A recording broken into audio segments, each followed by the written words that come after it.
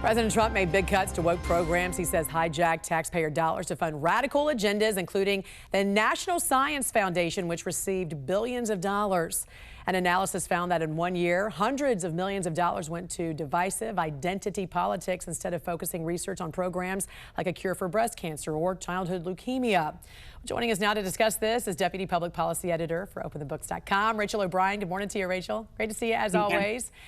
Open the Books found $800 million in grants for projects that just smack of social engineering rather than hard science. What did you find among the National Science Foundation's grants?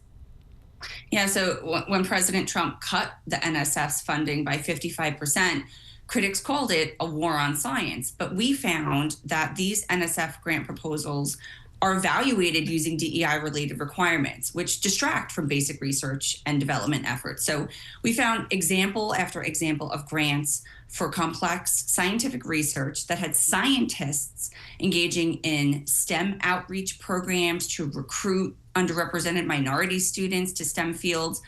While it's nice to teach kids about science outside school, and there should be programs for that, what this means is that researchers who are supposed to be solving these difficult scientific problems are being asked to work in communications, public relations, K through 12 education. So we found example after example of grants that explicitly fund identity-based projects, including almost 800,000 Emory University, for Black feminist sisterhood in computing. Undergraduate biology, almost $1 million for an undergraduate biology grant.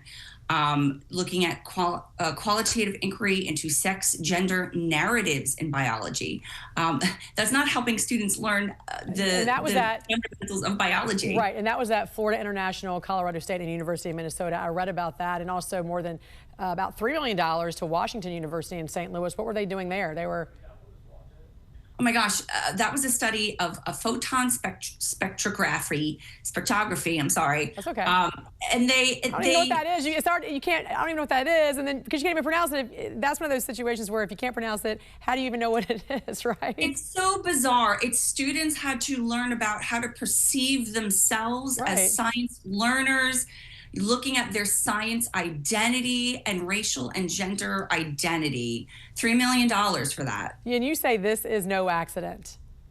Absolutely. So this is embedded in the NSF. So as far back as 1968, the NSF underwent a shift to add social science to its mandate. Back in 2010, it became even more burdensome with the America Competes Reauthorization Act. It required NSF to have a, quote, broader impacts component. So you have to have a broader impact on society beyond scientific discovery. Scientific discovery is insufficient. So that injected science with ideology.